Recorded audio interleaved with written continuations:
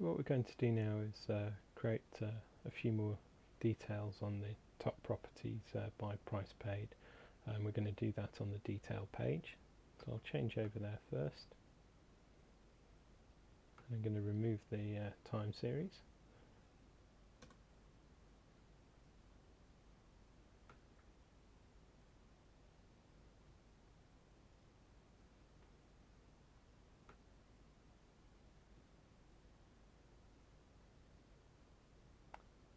So we're going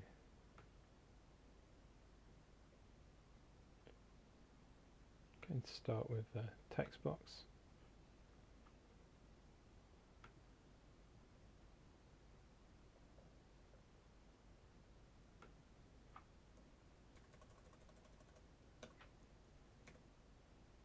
And initially I just want that to provide the address details that's currently shown in the detail table.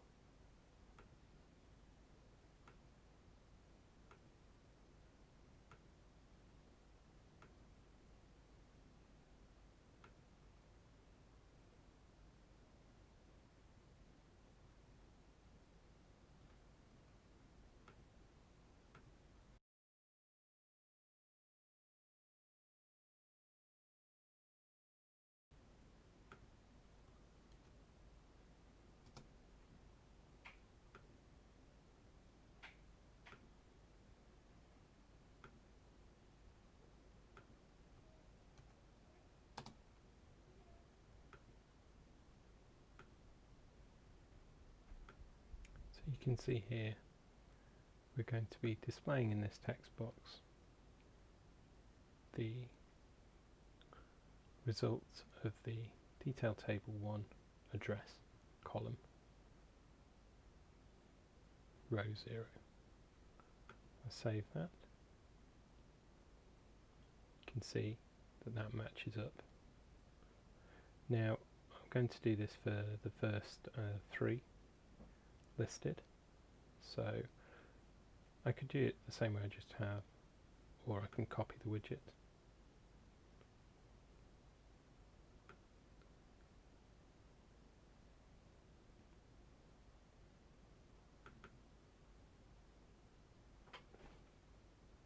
So now that I've copied that widget,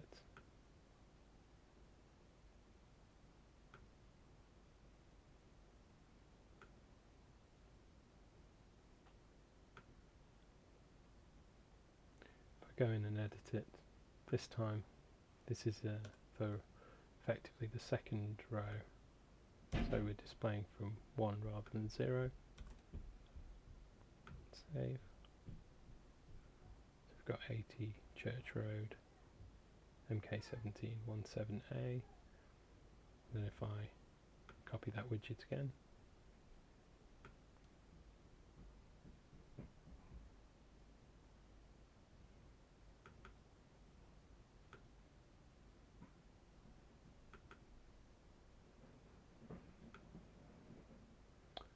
now we're moving down to the 3rd row.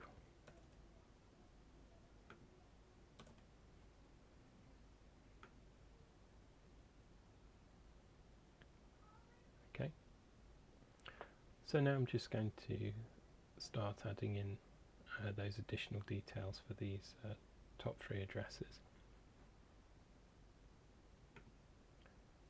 Just going to readjust this container so that I can keep the address details separate from the links.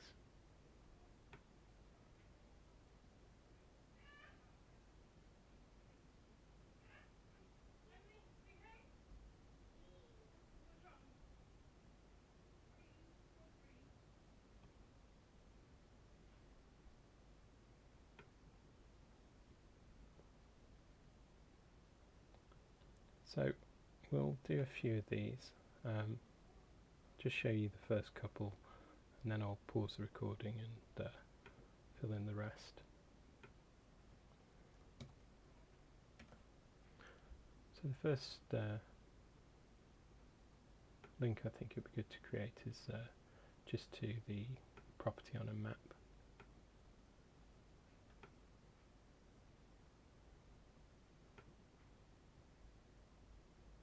So we're going to be doing a search for essentially this address information.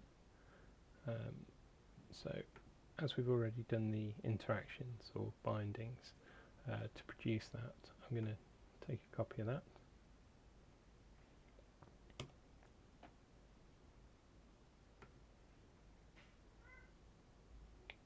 We're going to add a link.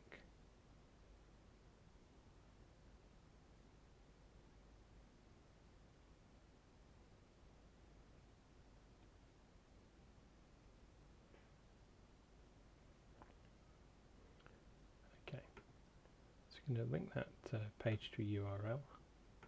That URL is going to be a Google map.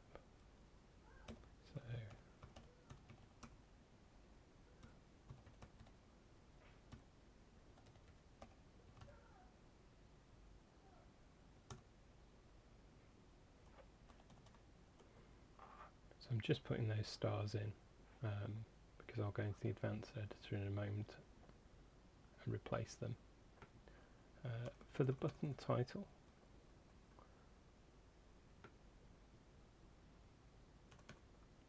rather than using text, I'm going to use an icon.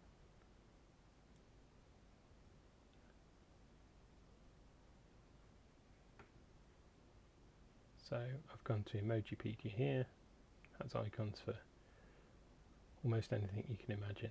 I've taken a fairly generic map one, I'm just going to paste in.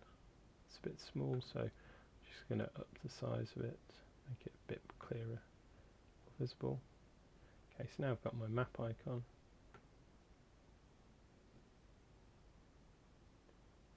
Go into the advanced editor where I had my placeholder. I'm going to put in the binding we were using previously.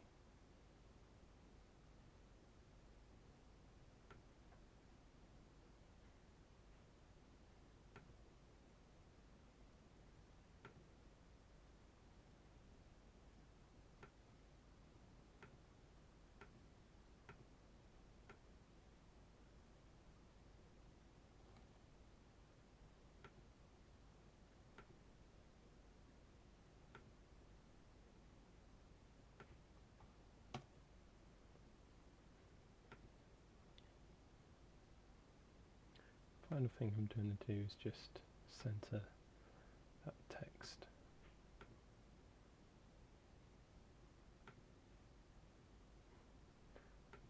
So as I've done previously, I can copy this,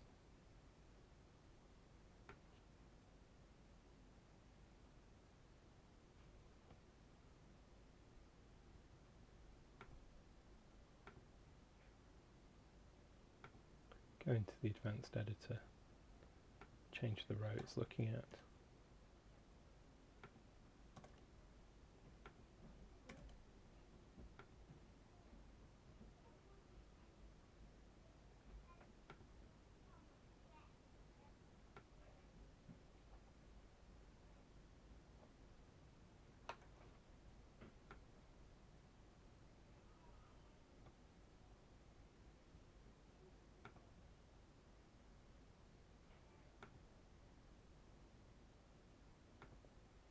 We're up to row 0.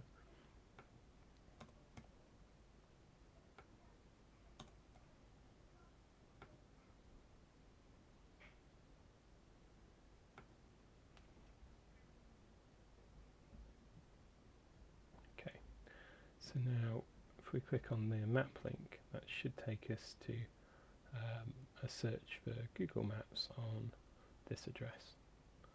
Let's try one.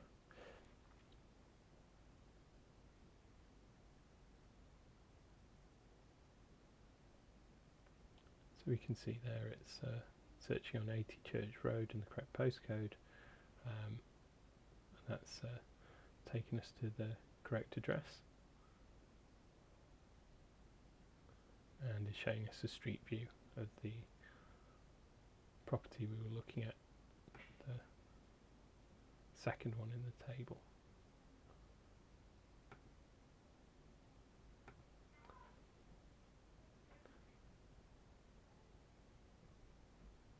now I'm just going to create a couple more links here and set those up.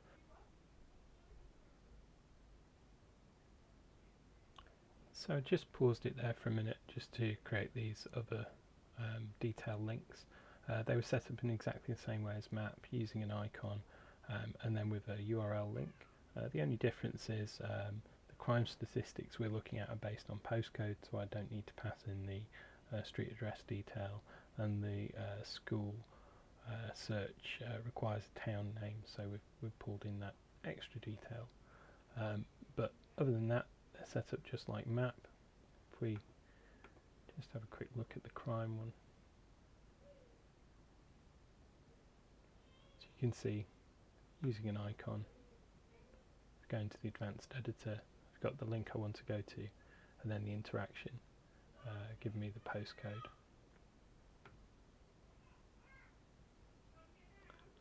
So if we just look at a preview of this now, so we can start with our overview page for our different timelines. Got our custom map here. We can drill down to say different postcode. This is MK4. You can then go into the detail and have a look at the place on a map. This is 3 Bogart Place. There's a street view available, that will load for us now.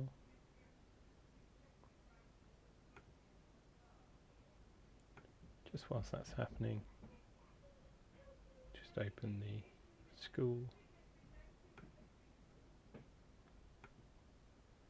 and maybe we'll change it to 12 months now, and the crime. So here we have schools and colleges in or near the address in Milton Keynes. We go into the map detail here, and then round to the crime statistics for these different addresses we were looking at, which you can see would be the sort of useful information you might want for housing. One of the main advantages of Einstein analytics is not just the intelligence and what you can do with the data, but making it actionable.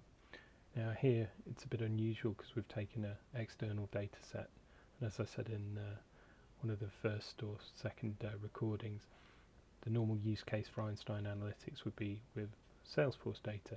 We expect at least 80% or about 80% of the data to come from Salesforce, and then to be enriched with maybe 20% of data from different systems.